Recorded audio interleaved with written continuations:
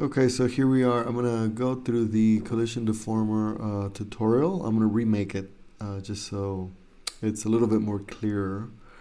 Um, okay, so here we are in Cinema 4D. I'm gonna just to start off, I'm gonna add time to my composition or to my project. So I'm gonna go 150, and I'm gonna stretch the timeline like this. I'm going to go to my project settings by clicking Command D and going to the Dynamics tag. And I'm going to set the gravity to 5 centimeters just to give us a better effect for what we're looking for. Okay, I'm going to add a sphere. And I don't need to add geometry, but I do need to decrease the size, the radius. I'm going to make it 90 centimeters. And you'll see why later. Okay, I'm going to add a rigid body or a collider body tag onto it so that objects are able to collide on it. I'm going to add a forces attractor object onto the sphere, and I'm going to make it a child of the sphere.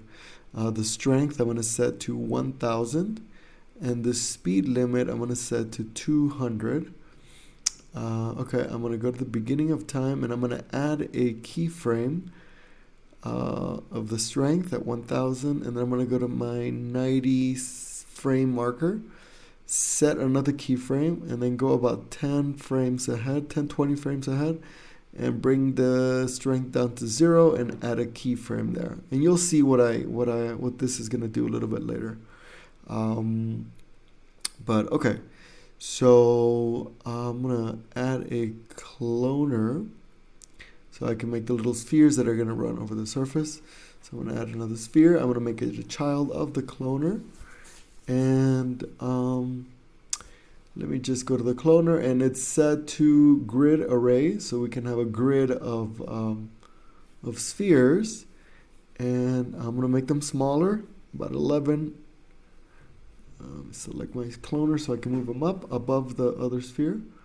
Right about here, and I'm going to decrease or set the distance between each sphere. I'm going to go down to like about 44 here and 32. I'm going to rotate so I can see. I want them close to one another but not touching, because if they're touching, when I activate the dynamics, they're going to explode. So just get them as close as we can to one another and without them touching.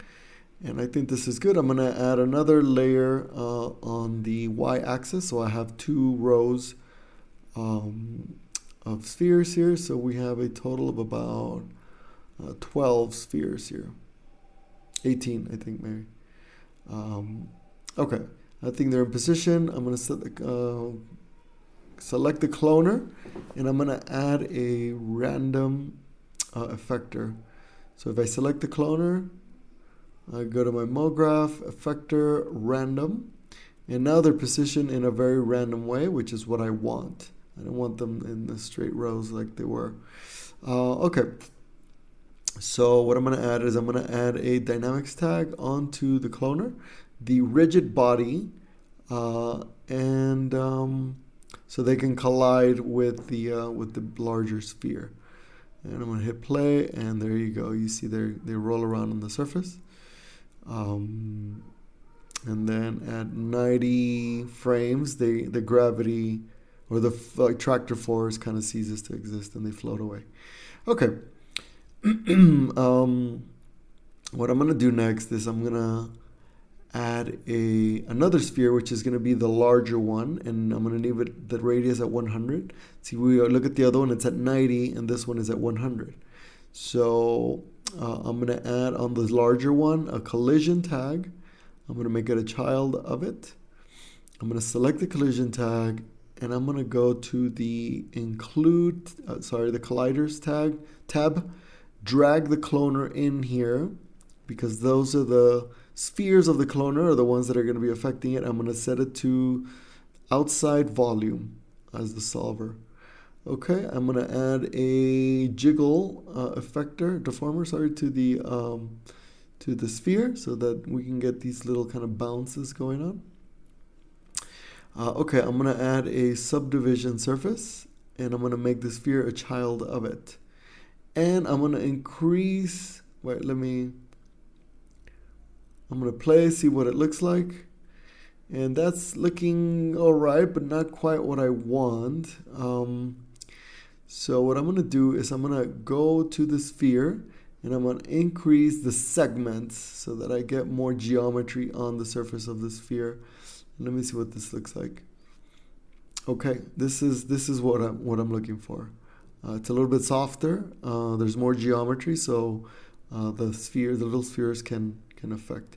So here's what I'm showing you. The tags on the attractor at 90, it releases the force, the strength, and the spheres are able to float away once they reach kind of the midpoint, and some of them are reaching actually the bottom. Okay, let me just turn on the jiggle here, and I think this looks really good. This is what I wanted. This is what we want it to look like. Okay, what we're gonna do is we're gonna cache everything. So calculate all the dynamics. So I'm gonna go to the sphere, cache, the sphere dynamics tag, and set the cache, and just set it to cache bake object. I'm gonna go to the cloner, also select the simulation tag on the cache tab, bake object. And this is what it's doing, is pre-calculating everything. All the dynamics. I'm gonna set it for the deformers also. If I go to the cache tag, I'm gonna tell it to calculate all the jiggle, and this last one, the collision, the cache, and calculate. And what this does is it calculates all the dynamics so that the CPU can be freed, and it doesn't have to play it slowly. So now you can gonna go forward and backwards on this timeline without you're ready to render after this.